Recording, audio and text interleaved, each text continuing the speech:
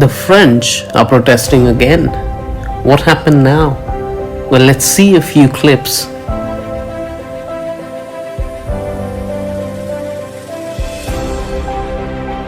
To block the country in a strong way that the government cannot ignore the people.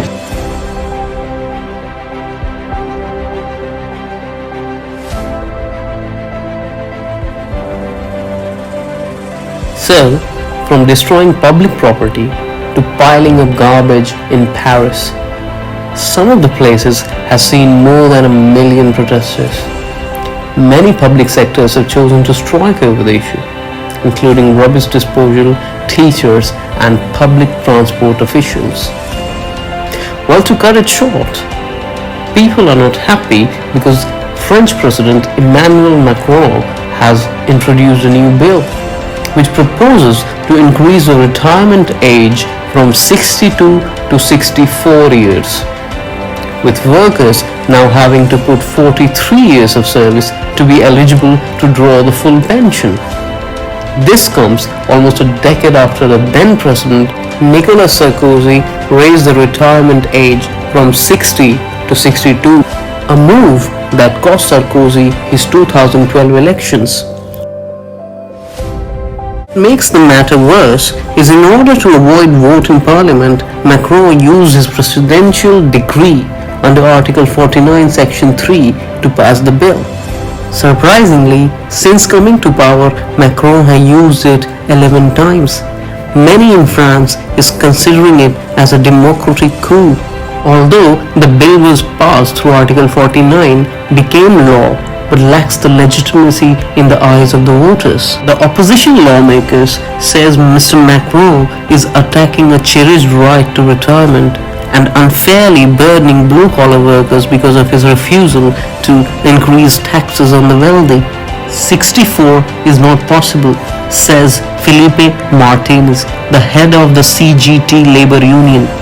Let them visit a textile factory floor or a slaughterhouse or the food processing industry and they will see what working conditions are like. So the question is 64 an unusually high retirement age?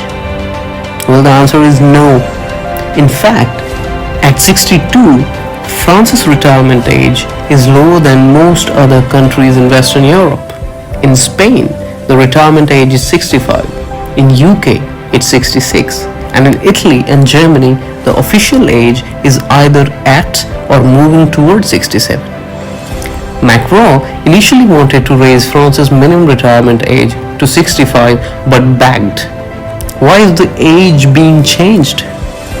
Macron has described his proposed reform as essential to ensure the viability of France's pension system, into which there are not enough workers paying to cover the funds being sent out to retirees. According to the President Emmanuel Macron, without increasing the retirement age, it will be impossible to fund the pensions in the coming decades. So why are the French workers so angry? Instead of asking them to work for longer, union members and workers believe the government could raise money using a different method, like taxing the super rich or asking employers or well-off pensioners to contribute more. And further, the government's proposed reform coincide with a broader cost of living crisis, which has already soured general public opinion. But perhaps the driving factor behind all this rage is French tendency to frame the well-off and their perceived allies as the villains. All of this translates into a belief that the government wants workers to absorb the pain while sparing the wealthy.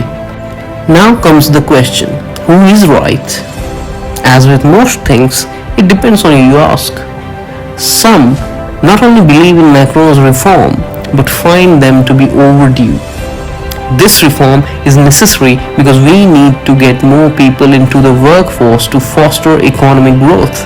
The employment rate among older people is relatively low in France compared to other countries.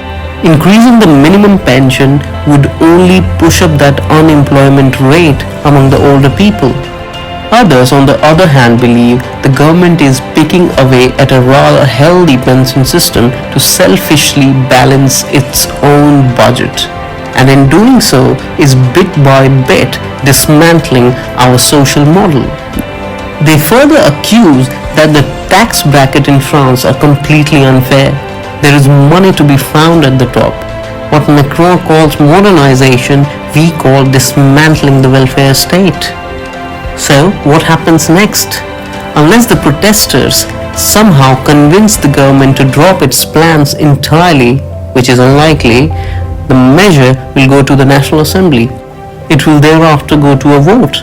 If the vote fails, it's possible Macron will enact the reforms via presidential decree, because he has made it very clear that if there is a choice between popularity and doing right for the France, he'll choose the latter. Thank you very much, and that's it for today's video. For more such videos and contents, please do not forget to like and subscribe to the channel. Thank you very much.